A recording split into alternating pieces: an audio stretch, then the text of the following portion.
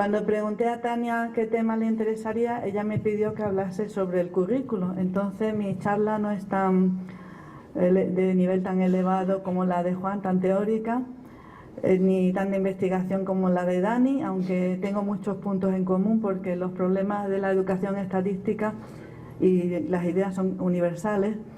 Y entonces lo que yo voy a hablar un poco es de la estadística en los nuevos currículums. Cuando digo nuevos currículums, pues la estadística lleva ya bastante tiempo en el currículum, pero cuando hablo de nuevos currículums son los últimos 10 años, los cambios que está habiendo y cómo estos cambios nos plantean un reto a todos los que trabajamos en formación de profesores y a todos los que se interesan por la investigación en esta área. Aquí sabéis que en esta universidad hay un grupo bastante potente, como les acabo de decir a los muchachos, seguramente en el futuro será uno de los más grandes del mundo, aunque sea por la cantidad de gente que tiene, ¿no? Gente muy buena además. Bueno, este es el esquema que yo quería hacer. Antes de hablar de cómo está la estadística en la enseñanza, pues primero tengo una motivación de explicar por qué esta situación. Esta situación se produce porque la estadística hoy día se ve como un componente ya de la cultura, no ya solamente como una materia, sino como algo que toda persona culta tiene que conocer.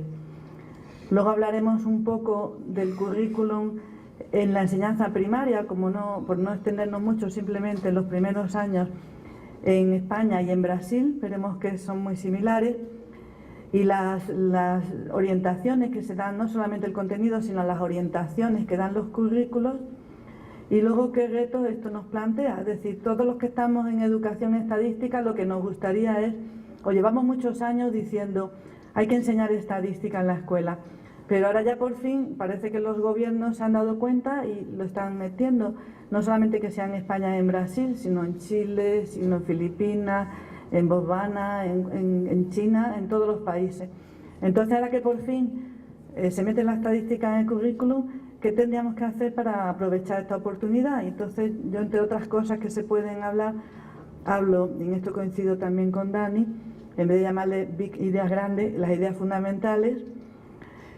También hablo un poco del papel de la importancia de educar la intuición y no solamente la parte matemática, y la formación de profesores, y esto último porque vosotros estáis en un programa sobre todo orientado a la formación de profesores. Bueno, como os digo, el primer punto que quería hablar es sobre la estadística como cultura. Pues el concepto de cultura no es un concepto fijo y cambia a lo largo del tiempo. Yo, que soy ya casi tirando a vieja, ¿no?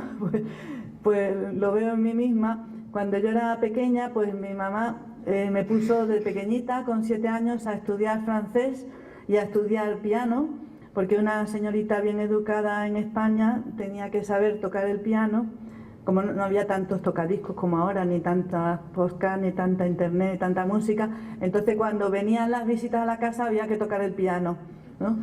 Y luego también, pues lo que había que hacer también es saber el francés. Yo lo del francés no sé, porque en España la moda era estudiar francés. Bueno, cuando yo he tenido que empezar a estudiar inglés ya con 40 años, porque ahora resulta que lo que hay que hacer para ser culto, pues es, bueno, dentro de poco parece que va a ser saber chino, pero de momento parece que es estudiar inglés. Y ya no hay tanto que saber, a lo mejor tocar el piano, sino otras cosas, como por ejemplo manejar las tecnologías, ¿no? Bueno, pues en esta idea de que la cultura cambia, también la estadística es hoy día ya parte de la cultura, mientras que hace unos años pues una persona culta no necesitaba saber tanta estadística. ¿Y esto por qué? Pues como ya sabéis, estamos hablando que estamos en la sociedad de la información y siempre decíamos, es que la información estadística está en la prensa, en el trabajo cotidiano, pero es que ya hoy día no solamente eso, sino también incluso en la internet. Entonces, si nosotros no enseñamos estadística en las escuelas, lo que ocurre es que el ciudadano se encuentra esta información estadística todos los días y no la sabe interpretar. Y entonces puede estar sujeto a manipulación justamente por la incultura que tiene. Bueno, el último punto que pongo aquí es también la necesidad de cultura estadística para muchas otras disciplinas, pasando por la biología o las ciencias sociales o cualquier otra rama, se necesita la estadística. Enfatizando esta idea de la presencia de la estadística en los medios de comunicación, pues pongo aquí este ejemplo. El periódico El País es uno de los periódicos nacionales en España de mayor tirada y más prestigiosos. Bueno, pues esto es un gráfico sacado del País, donde veis aquí un diagrama de sectores y un polígono para ver el crédito hipotecario. Si os fijáis en el diagrama de sectores, parece que los préstamos concedidos en las cajas de ahorro, eso es un tipo de banco que es especial, pues dice que el 49%, ¿no? Con 66%. Pero si fijáis la amplitud del sector circular es más de la mitad, ¿no? No hace falta que lo midamos hacia ojo, ¿no? Ya por ver un gráfico, no quiero poner un gráfico muy complicado, sino uno tan simple como de sectores en un periódico tan prestigioso como El País. Y si vemos el gráfico de la evolución del crédito, pues ahí parece que en febrero como que se hunde. Estos son las iniciales de los meses del año en español. Diciembre, enero, febrero, marzo, febrero el tercer mes como que se hunde. Pero si nos fijamos en la escala, la diferencia entre la más alta y la más baja es muy pequeñita, ¿no? 49 a 63. Es que esa escala está artificialmente agrandada porque le han quitado toda la parte de abajo. Bueno, esto es casi un problema no simplemente estadístico, sino de conocer los números, las proporciones. Pero si este tipo de gráficos aparecen todos los días en periódicos, que supone que los periodistas deberían de saber un poquito de estadística, vamos, un gráfico de vagas. Lo que pasa que algunas veces este tipo de gráficos, este tipo de información se publican pues para apoyar una noticia con una cierta intención política. Bueno, otro ejemplo, por ejemplo en internet, si nos vamos a la página del instituto, yo me he ido aquí al Instituto de Geografía y Estadística brasileño, y si no hubiéramos tenido tiempo, pero como vamos apurados de tiempo, yo voy a tratar de ser más cortita, pues nos vamos a la página del INE, igual que tenéis vosotros, tenemos en España igual en el español, y si te vas a Chile, el chileno. Hoy día muchas instituciones ponen datos estadísticos en la internet. Y no es que pongan o sea, tú te entras aquí, puedes coger el índice de precio al consumo, la encuesta de población activa, pero puedes coger datos de lo que quieras. Si te gustan los deportes, de deportes. Si te gusta la educación, de educación. Y no solamente que cojas el informe ya hecho, sino que te puedes bajar las bases de datos. Es decir, tú puedes entrar al INE, sacar los datos que te interese de empleo, sacarlos en formato Excel y utilizarlos en tu clase o utilizarlos la persona que quiera para su negocio o para su trabajo. Igual que están los institutos de estadística, puedes encontrar datos de la Organización Mundial de la Salud, de la UNESCO, de todas las agencias internacionales. Entonces, esto es un potencial que ponen los organismos a disposición de las personas, pero si las personas no tienen una mínima base estadística, es un potencial desaprovechado. Bueno, hasta este hecho de la información, pues se está hablando de la cultura estadística como una serie de competencias que consisten, por un lado, en interpretar la información que encuentras, pero no solamente interpretarla, sino críticamente, como el caso de los gráficos que hemos visto antes, que pueden estar distorsionados. También saber usar la estadística para dar un argumento.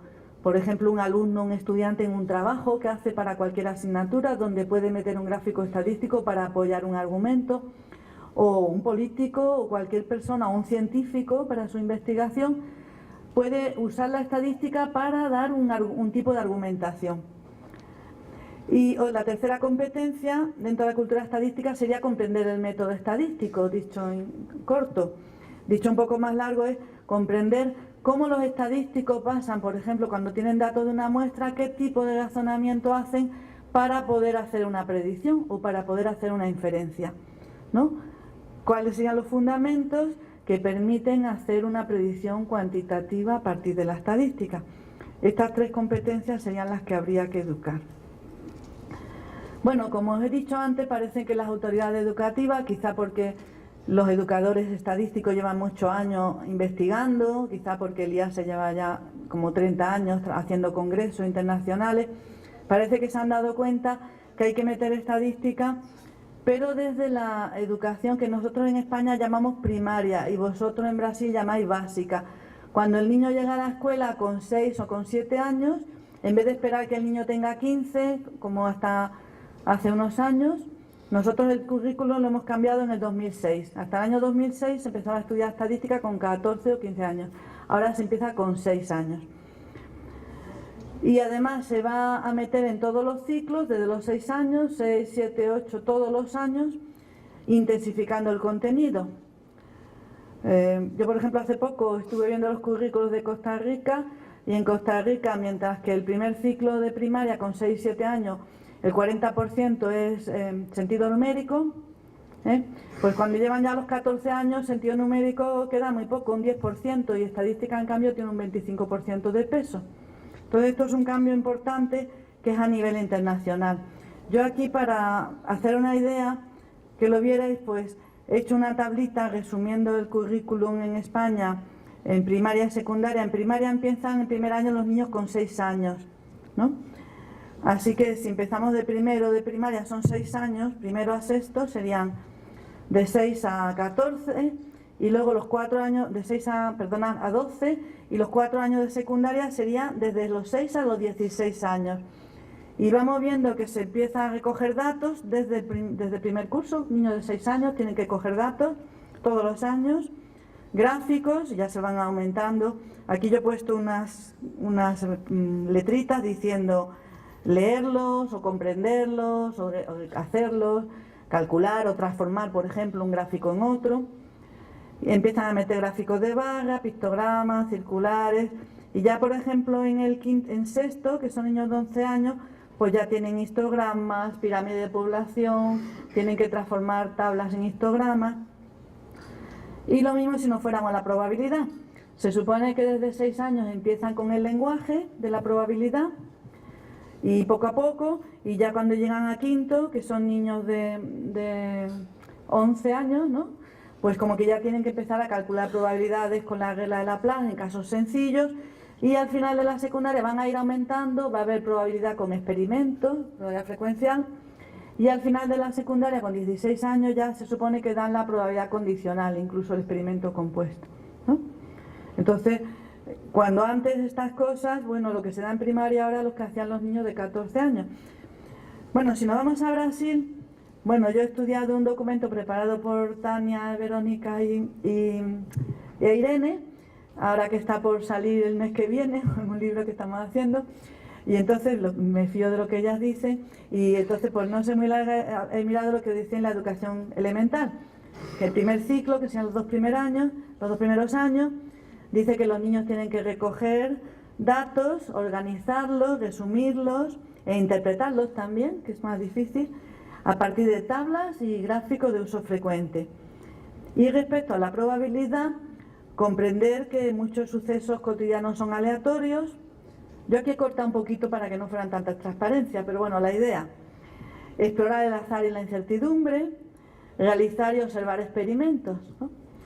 En segundo ciclo, que ya serían niños de 8 y 9, ¿no?, apreciar el lenguaje estadístico como medio de comunicación, identificar las características de sucesos aleatorios y predecibles, es decir, poder distinguir un suceso determinista o aleatorio. Pasamos al tercer ciclo, dice formular hipótesis a partir de la observación, establecer relaciones mediante variables, seleccionar y producir información relevante para interpretar y evaluar estas relaciones, comprender patrones y tendencias en los datos, realizando inferencias a partir de las frecuencias o tendencia central, o sea que están ya con la medida de tendencia central. Y en cuarto ciclo estamos un poco también como en España, ya están en probabilidad, el espacio muestral del experimento con suceso equiprobable, usando la regla del producto o simulación, con lo cual estamos en la probabilidad frecuencial también, para estimar la probabilidad de un suceso. Y pasar de la lectura de la información al pensamiento crítico.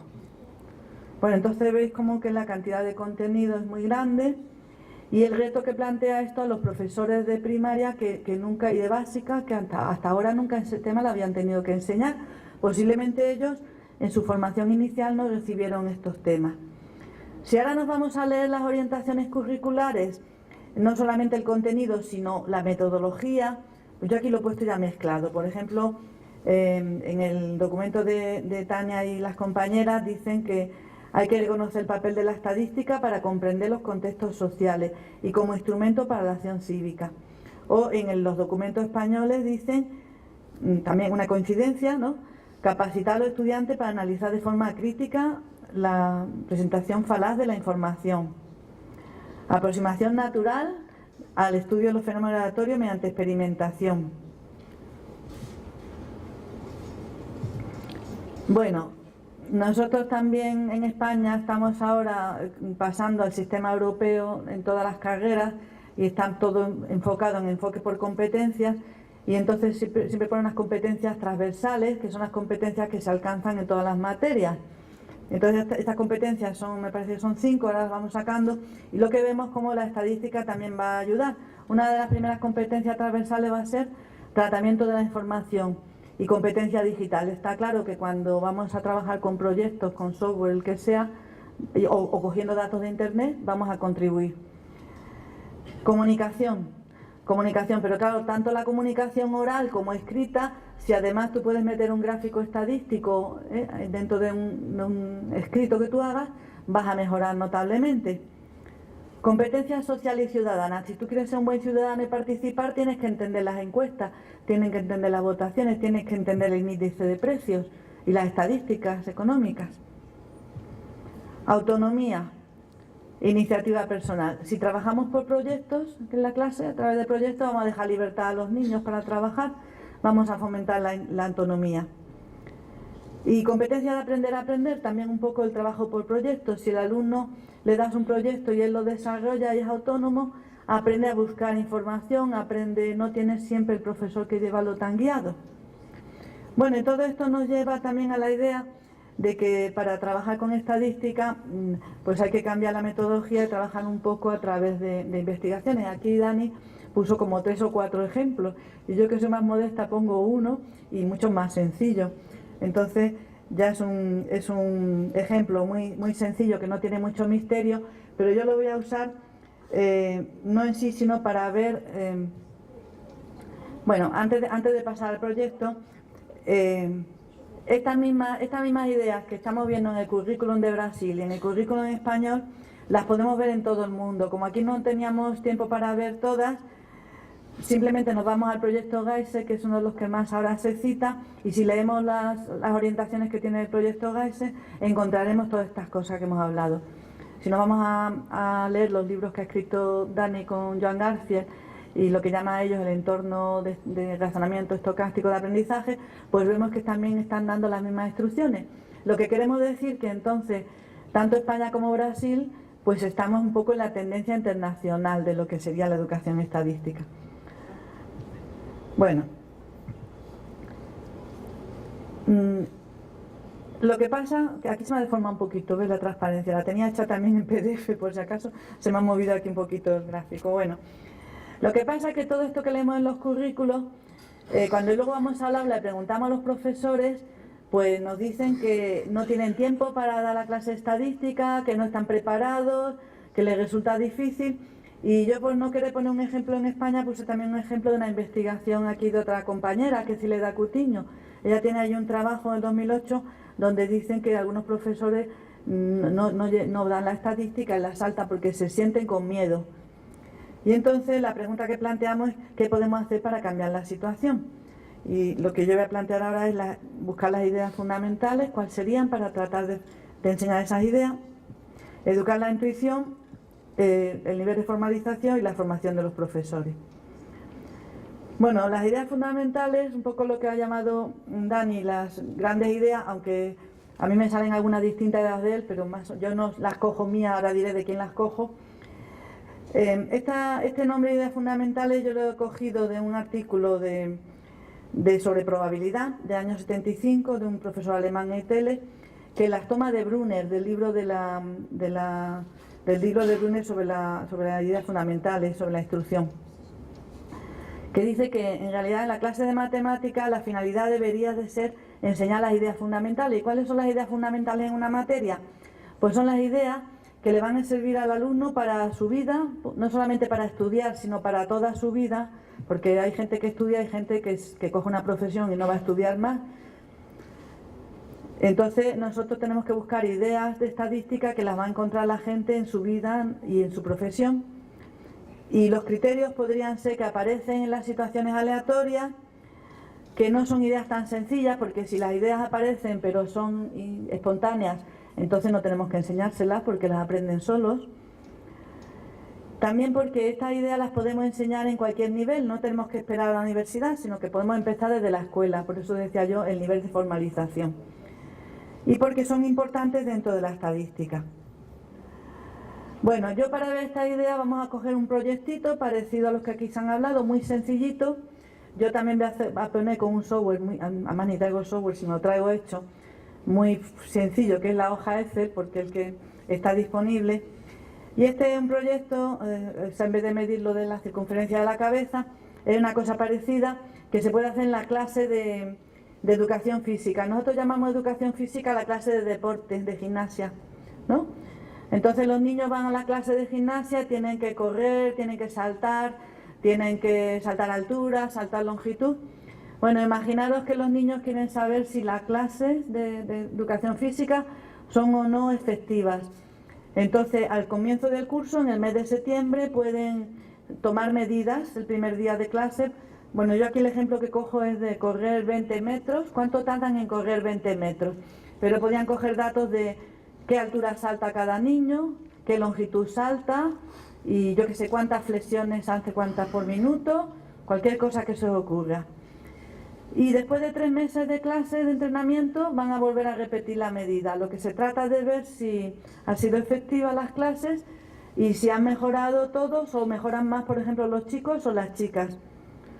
Bueno, aquí teníamos nosotros, no sé si esto se ve bien, pero es una hoja Excel, unas clases de niños son de 12, 13, 14 años, que son datos reales, el tiempo que tardaban en septiembre y en diciembre.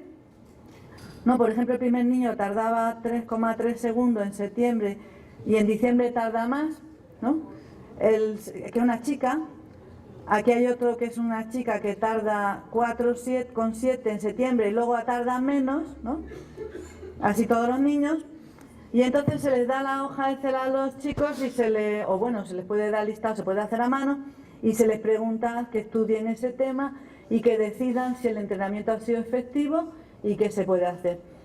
Bueno, nosotros esto lo hemos hecho en clase y cada niño hace una cosa. Hay quien hacen simplemente las medias del tiempo en septiembre, el tiempo en diciembre. Hay quien hace distintos tipos de gráficos.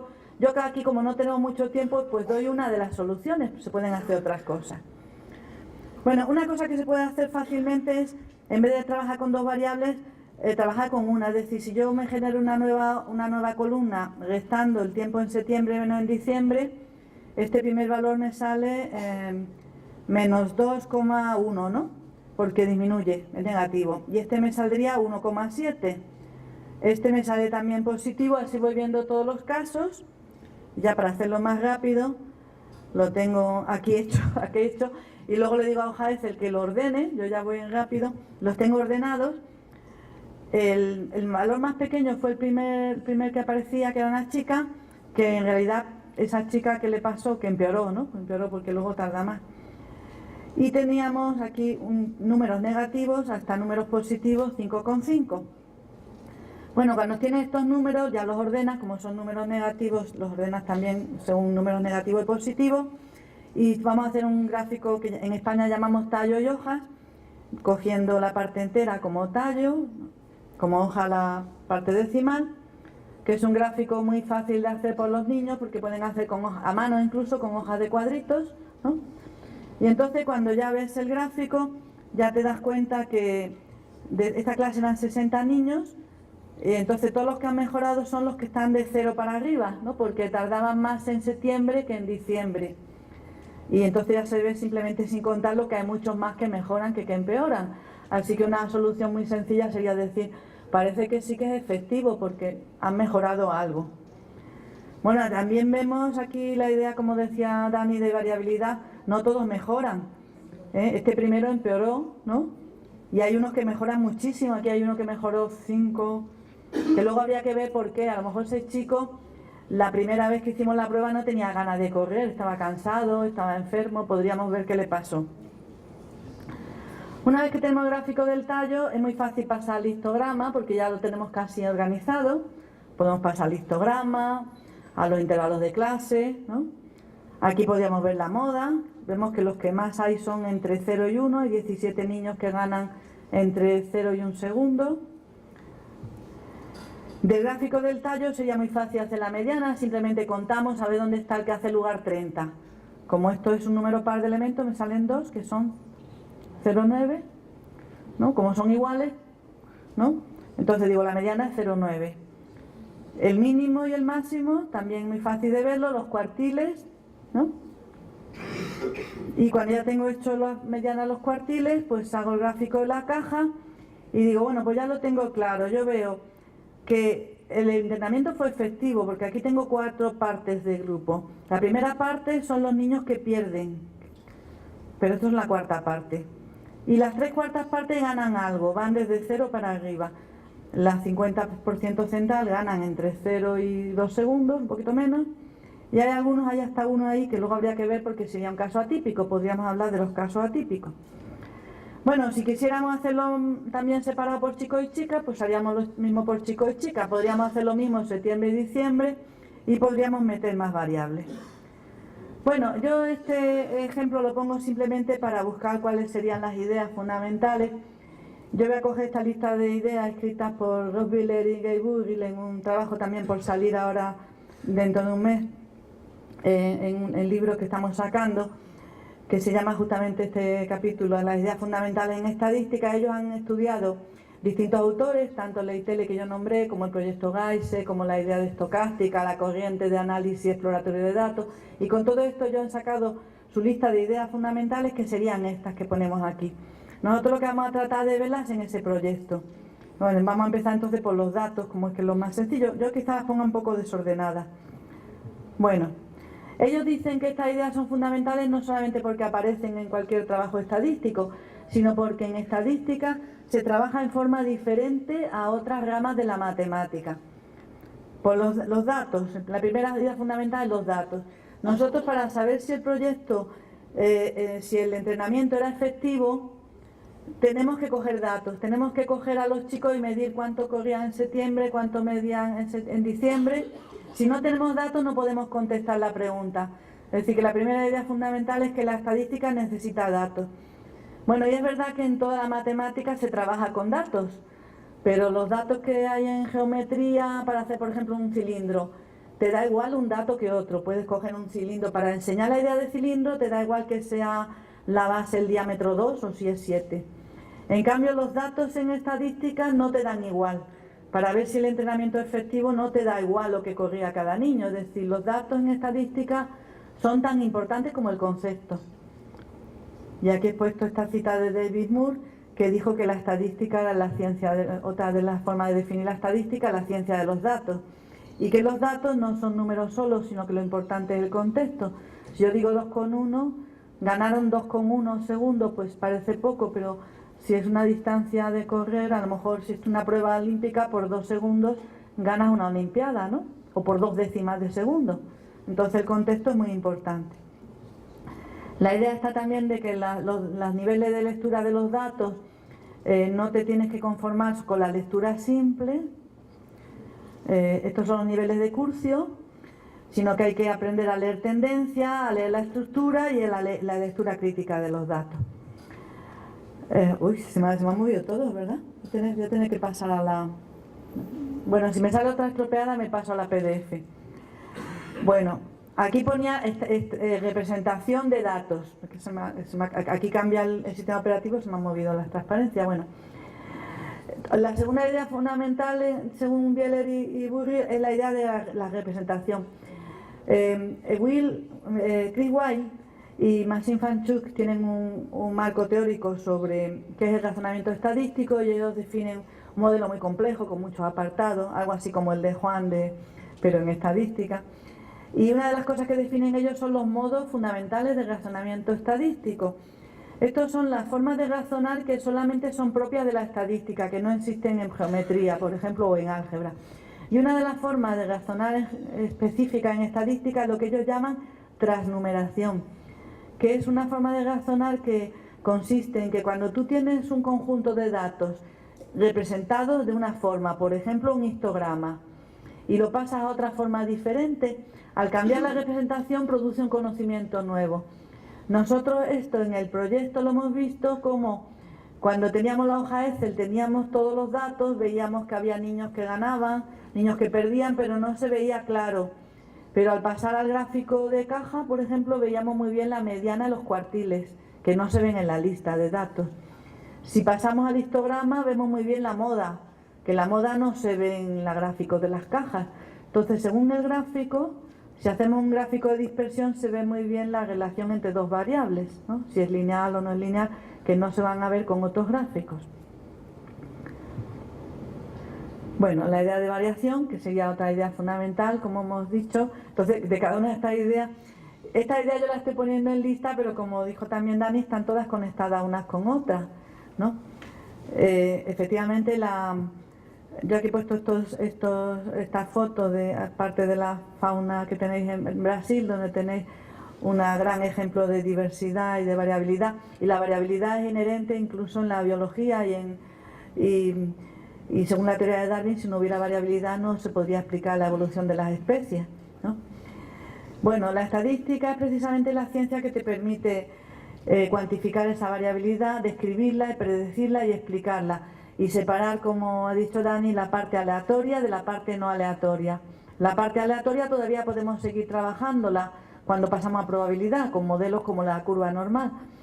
Pero justamente el fin de la estadística sería estudiar esta variación y las fuentes de variación, y qué variación hay en los datos, en las muestras, y explicar sus causas para poderlas controlar.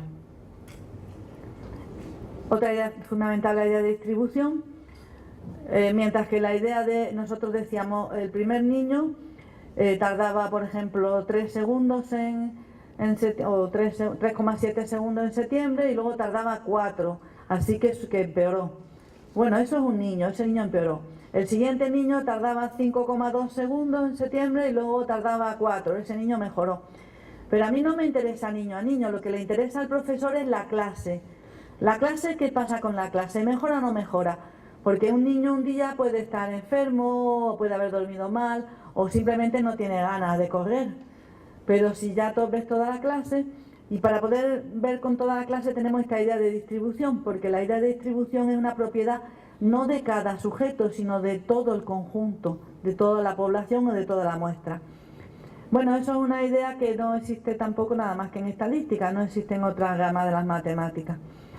Claro, esta idea de distribución es muy compleja y a su vez la puedes descomponer, la variable, los valores de la variable, la frecuencia, la tendencia, la variabilidad, ¿no? Pero en conjunto esta idea de distribución. Bueno, ya nosotros en este proyecto no hemos seguido, pero podríamos haber dicho, algún niño podría haber dicho, bueno, pero es que esto no es justo, porque los que son más altos corren más. Entonces esta carrera que estamos haciendo aquí es injusta. Tendríamos que ver quién corre más, pero en función de cuánto mide, porque si uno mide 1,70 y otro mide 1,50, pues el que tiene 1,50 cada vez que da un paso avanza más.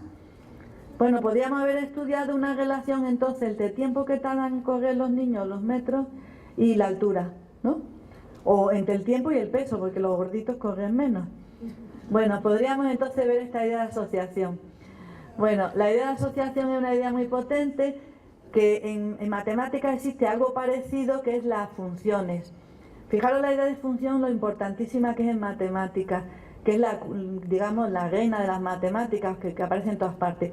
Más importante es todavía la idea de asociación, porque la idea de asociación extiende la idea de función, porque admite, o sea, la idea de función sería un caso particular, cuando la correlación, digamos, la misma asociación es la unidad, pero tú puedes coger asociaciones más o menos intensas, y además puedes trabajar con variables cualitativas, por ejemplo, con tablas de contingencia. Entonces, esta es una idea muy potente porque te permite introducir matemáticas en muchos fenómenos que no son deterministas, sino que tienen relaciones aleatorias. También, además, podemos medir la intensidad.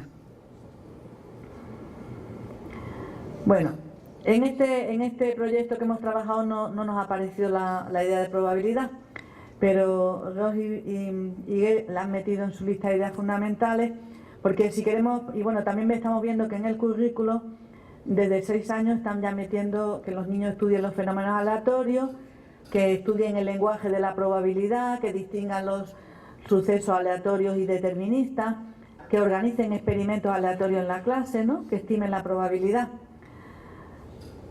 También la probabilidad, aunque haya una tendencia hoy día a decir que hay que estudiar estadísticas sin probabilidad, yo eso desde mi punto de vista es una barbaridad. Bien cuando empiezas, pero poco a poco, sobre todo el niño que tenga capacidad, pues cómo quitarle, no sé cómo quitarle la capacidad 1 que por ejemplo puede saber aprender a, no sé qué te digo yo, a conducir. Yo para mí conducir es muy difícil. Igual, por ejemplo, uno que aprenda a conducir, pues porque uno tenga dificultad no quiere decir que nadie aprenda a conducir, que todo el mundo vaya con un motorista, ¿no? No, el que pueda que aprenda a conducir. Bueno, fijaros que la probabilidad es lo que va a hacer posible luego el estudio de la inferencia y el estudio de poder hacer predicciones de las muestras, las poblaciones. Pero fijaros que las ideas fundamentales, como dije antes, no es sencilla, y la probabilidad, aunque es importante, pues también aquí hay una cosa especial comparada con otras ramas de matemáticas. Mientras que otras ramas de matemáticas, sabemos que en geometría, pues no es la geometría solamente euclídea, tenemos más geometría, pero usualmente en el currículum pues estudiamos la geometría euclídea, ¿no? Pero nosotros en probabilidad tenemos distintas formas de concebir la probabilidad. Bueno, está la axiomática, claro, la axiomática matemática, que esa las engloba todas, pero la axiomática es demasiado formal, las niñas no la entienden. Pero está la probabilidad clásica, donde la probabilidad sería el cociente entre el número de casos favorables y posibles. Esa aproximación pues funciona muy bien con los juegos de azar, donde tú sacas una urna con bolas de colores y si quieres ver qué posibilidad hay de sacar la bola roja, cuentas cuántas bolas rojas hay, que sería el numerador, y cuántas bolas hay en total. Muy bien. Pero cuando ya te sales de los juegos de azar, pues no encuentras casi aplicaciones. No sé, quizá lo de nacer niños y niñas, pero tampoco es exacto, ¿no? Porque la probabilidad de nacer niño me parece que es 0,51 y la de nacer niña es 0,49. Pasa que los niños se mueren antes, se mueren más niños que niñas y se equilibra, ¿no? Que los hombres son más débiles en realidad que las mujeres, pero no es perfectamente simétrico, pero es el único ejemplo. Pero claro, si nos restringimos solamente a la probabilidad clásica, puede parecer que la probabilidad es una matemática no seria, porque solamente sirve para los juegos de azar. Entonces tenemos que ir a otra aproximación.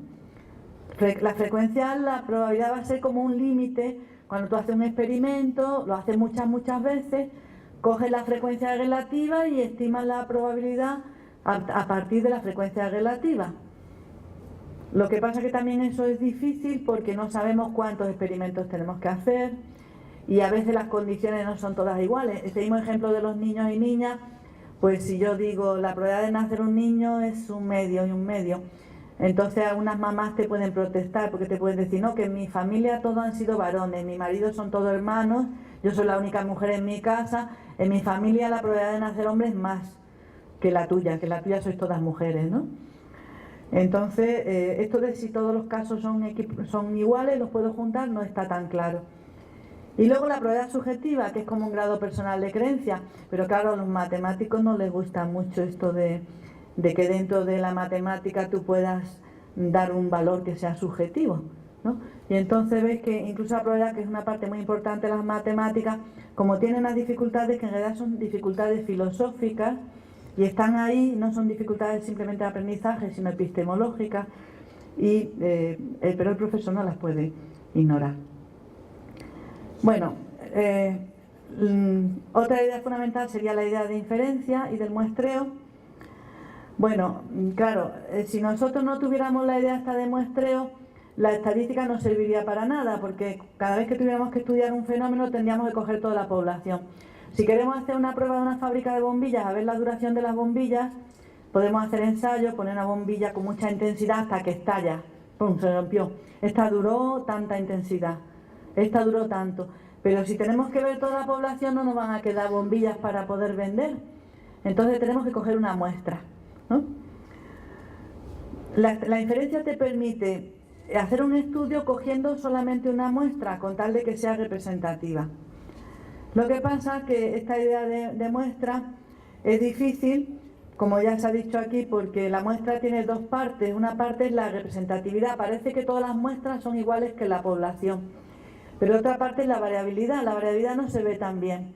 Es como el caso de los niños, todos los niños de una misma familia, todos los niños se parecen a sus padres, pero no todos los hermanos son iguales, exacto, a menos que sean gemelos, ¿no?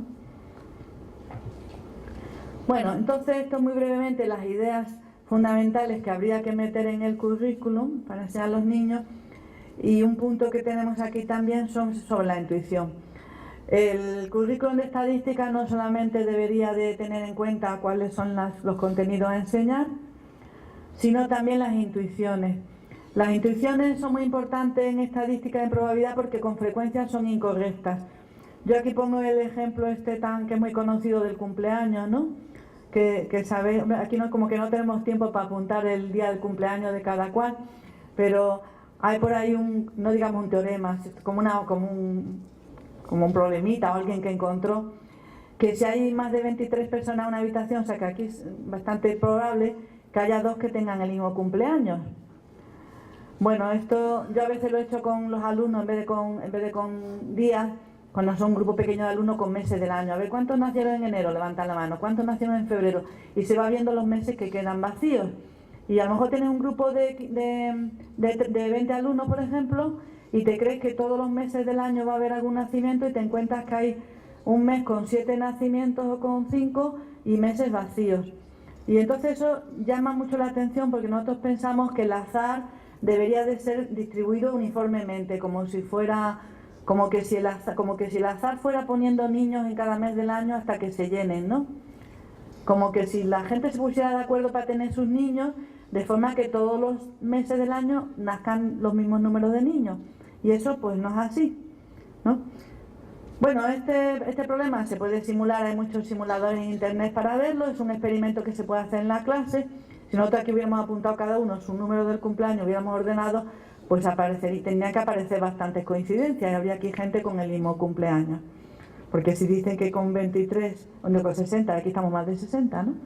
Que ya la probabilidad es más del 90%, pues aquí tendría que ser casi del 99%, ¿no? Nunca sería del 100%, porque sabéis que eso no existe. Que otra dificultad de la estadística, nunca tenemos seguridad total. Bueno, esto del cumpleaños es una anécdota y no tiene mucha importancia, pero si queréis mirar más o para usar en la clase, pues hay cosas más serias, como yo estoy poniendo aquí el problema de la ludopatía, lo que es la falacia del jugador. La gente que juega y piensa que como ya lleva mucho tiempo perdiendo, le va a tocar ganar. Y lo malo no es que juegue, sino que apueste y que se arruina y termina divorciándose, pierde el empleo, pierde los amigos. Y esta página que he puesto yo aquí es una sociedad, como si fuera contra la droga, una sociedad en Granada sino de prevención de los juegos de azar, para rehabilitarse, se consideran como enfermos en esta sociedad, como enfermos. Bueno, esto es también un caso, pero podéis ir a la internet y buscar, por ejemplo, la falacia del fiscal o la falacia del defensor, que son errores que se cometen en los juicios y que hay gente que lo condenan por inocente y que algunos han ido hasta el corredor de la muerte en los países que tienen pena de muerte y resulta que no eran culpables y por errores, a veces errores estadísticos, ¿no? Bueno, es una cosa un poco tremendista, pero es bastante convincente, es decir, hay que educar a la intuición. Entonces, lo importante es que cuando se dan clases de estadística, si casi todas las personas estudian estadística, ¿cómo que después de darles clases siguen con las intuiciones incorrectas? Pues algo hacemos mal, ¿no? Entonces hay que tener cuidado porque algo hacemos mal. Bueno, Firben, que fue una persona que Juan estuvo citando, yo también lo cito porque aparte de todo lo queremos mucho, fue una persona que escribió mucho en probabilidad. Él lo que decía es que la cultura occidental se orienta hacia el determinismo y que la distinción entre el azar y lo determinista no se realiza espontáneamente por factores culturales, porque hay una cultura determinista de buscar la causa para todas las cosas y buscar explicaciones. Y bueno, estas personas que son de Costa Rica, Núñez, Sanabria y García, dicen que incluso en la clase de matemáticas el pensamiento aleatorio casi que se trata de evitar, casi como si fuera algo imperfecto, que se sale del carácter exacto de las matemáticas. Yo no sé si esto es verdad o no, pero da un poco de qué pensar, ¿no? Y sería una cosa poder corregir en la clase. Bueno, el último punto que para acabar la conferencia es la formación de los profesores. Como estamos en este contexto de esta escuela, de una línea de investigación y una formación de posgraduación y una formación de profesores, pues claro, toda esta reforma, por lo menos en España hasta ahora no se estudiaba, no ya didáctica la estadística, no se estudiaba estadística a los profesores de primaria. ¿Por qué? Porque no explicaban estadística en primaria, estudiaban números, magnitudes, pero no estudiaban estadística. Entonces el profesor, como nunca se le ha explicado, ¿cómo va a saber enseñarlo? Pero fijaros que son muchos los investigadores en educación matemática, ya no en estadística, sino en cualquier rama, que dicen que uno de los puntos clave para cualquier reforma curricular es el pensamiento del profesor.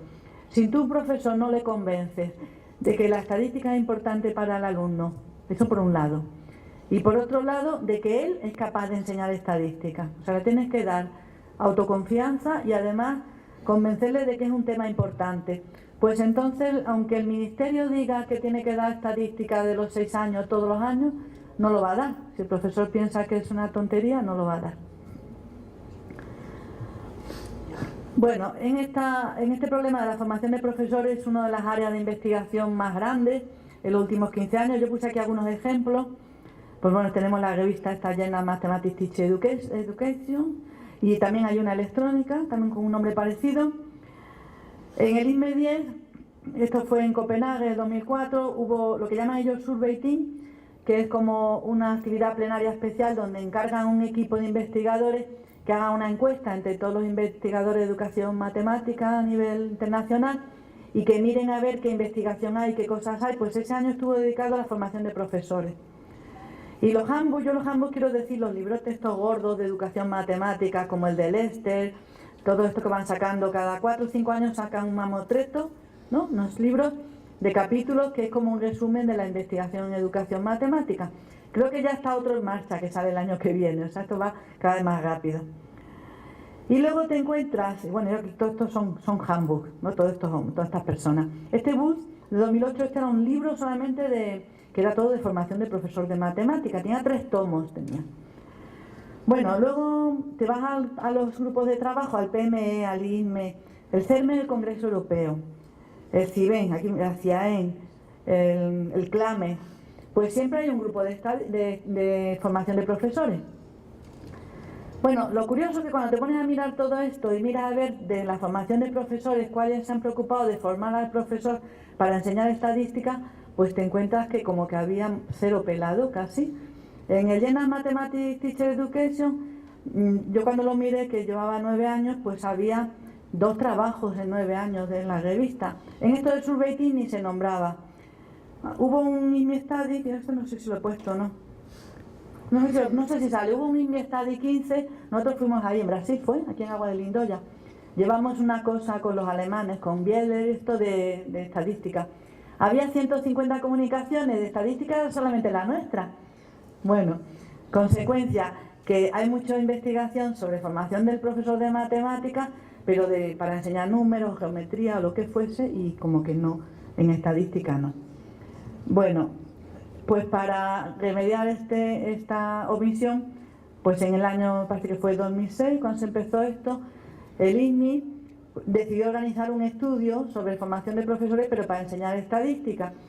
Y ahí se puso ya de acuerdo con el IASE, que como hemos hablado antes, la Sociedad Internacional de Educación Estadística, se hizo un estudio conjunto. El estudio ya por fin parece que se va a acabar, porque esto es una cosa que tarda varios años, que tiene primero una conferencia, luego se hace un libro y ya por fin parece que va a salir el libro. Se va a presentar en el CIAEN oficialmente, pero el libro se ha retrasado por problemas de la editorial y sale en agosto por fin. Y bueno, cuando lo vea lo creeremos, ¿no? Entonces lo que vamos a hacer aquí, nada más que 3 transparencias diciendo un poco las recomendaciones que se hacen, que las vamos a presentar. Aquí yo, como voy a dejar de forma Verónica la presentación, pues aquí no se ve, pero está en las páginas web. Y en este study, aparte de hacer el libro, los proceedings de la conferencia están puestos en internet ya desde el año 2008, es decir, que eso los puede bajar uno, están accesibles en internet. Están en la página del IASE y están en la página de la conferencia, se puede consultar.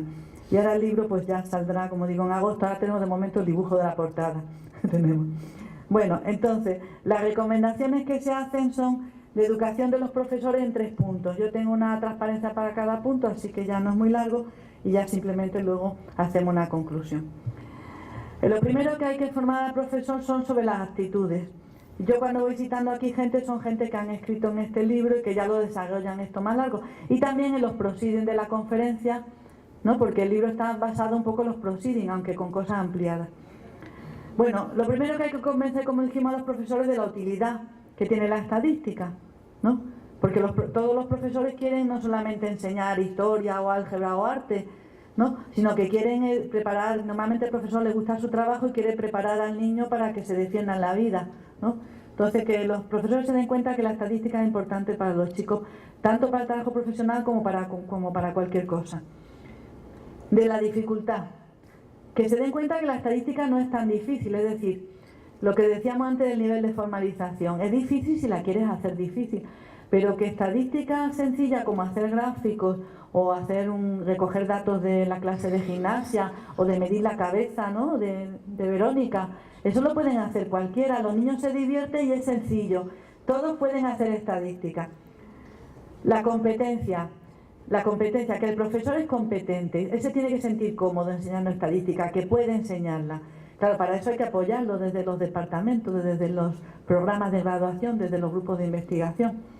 Y la componente afectiva, interesarlos a los profesores por el tema de la estadística, que se interesen y que les guste, porque si al profesor le gusta, la va a enseñar. La parte matemática, ¿no? La parte, digamos, como a los estadísticos no les gusta decir matemática, la parte estadística, contenido. Evidentemente el profesor tendrá que saber datos, gráficos, variación, tiene que saber, porque si no sabe no puede enseñar. Entonces, fijaros, esto es una cita de unos profesores que no son para estadística, Deborah Ball, Lubienski, Miron. Ellos dicen, muchas cosas que hace el profesor en clase dependen del conocimiento matemático que tenga. Por ejemplo, cómo el profesor elige el libro de texto, cómo el profesor diseña una clase, cómo el profesor responde la duda de los alumnos, cómo pone la evaluación, cómo corrige las tareas. Si no sabe matemáticas no puede hacer eso. Entonces lo que es muy importante es prepararlo en la componente matemática también. Pero no es bastante, bueno, y aquí tengo así como esto más rapidito diciendo, pues en el estudio este del ISMI que se ha hecho, tanto los proceedings como luego en el libro, ha habido investigaciones y resúmenes. Estos que se ponen aquí estos nombres, pues aquí por ejemplo Coutinho, Borín y Borín son brasileñas y Sánchez mexicano, que hablan justamente de la variación y de la dispersión. No es que ellos hayan hecho una investigación en la cuenta, ellos recopilan toda la investigación que hay con profesores en formación sobre las dificultades que tienen los profesores en el concepto de variación. Y entonces lo que se está viendo es que en todos estos conceptos los profesores, sobre todo los de primaria, como no se había preparado, tienen muchas dificultades y por tanto habría que prepararlos. Bueno, pero el conocimiento matemático no es suficiente y la actitud. También hay una parte didáctica. Lo que ya desde Schulman, por ejemplo, llama el conocimiento pedagógico del contenido, pues lo que llaman Deborah Ball conocimiento matemático para la enseñanza, lo que recibe distintos nombres. Bueno, yo por citar algunos, he citado a Ball los compañeros, donde ellos dicen hay que tener conocimiento común del contenido, especializado, del contenido del currículum, conocimiento del contenido de los estudiantes. Aquí creo que me faltan cosas, porque hay conocimiento del horizonte matemático, me falta alguna cosa. Y bueno, ya por citar algunos más, pues cito a Godino, lo tengo en el despacho de al lado, y digo, bueno, según Godino, no solamente conocer matemáticas, sino conocer la epistemología, por ejemplo, es muy importante en probabilidad, saber las dificultades que hemos dicho con las concepciones de probabilidad, la parte cognitiva, qué dificultades tienen los niños con la estadística, con la probabilidad, la parte afectiva, cómo son las actitudes de los niños, ¿no? La interaccional es organizar el discurso de la clase, La mediacional es qué recursos tenemos, cómo funciona el Tinkerplot o el Phathom o el Stagraphy o el aparato de Galton, que también vale. Y la ecológica es la relación que tiene la estadística con todos los demás temas, con la escuela y con las mismas materias. Bueno, sobre esto de la formación didáctica también quiero hacer otra nota diciendo que los que estamos en educación estadística decimos, cuando decimos formación didáctica específica para la estadística.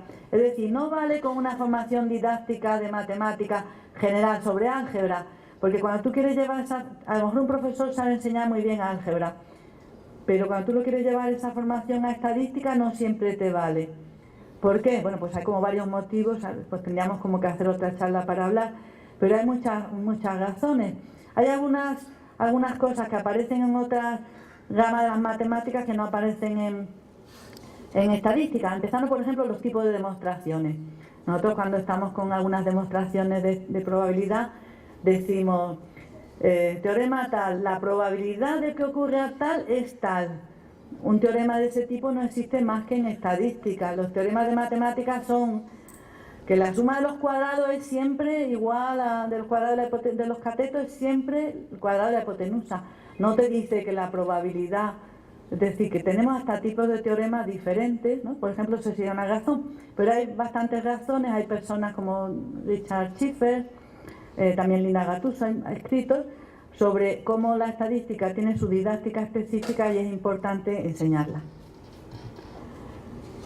Bueno, entonces la reflexión final ya para acabar es como un resumen diciendo que la necesidad de educación estadística es hoy mayor porque estamos en la sociedad de información y al fin y al cabo también la estadística podríamos decir que es la ciencia del tratamiento de la información, ¿no? Esta necesidad se está recogiendo ya por fin, después de mucho protestar, parece que todos los países la están incorporando a los currículos, pero no basta, sino que para poderla hacer realidad haría falta identificar cuáles son las ideas más importantes para enseñar, educar la intuición de los estudiantes y formar al profesorado. Y para esto pues se requiere la colaboración de todos. Y bueno, yo con esto acabo y dar las gracias por la atención.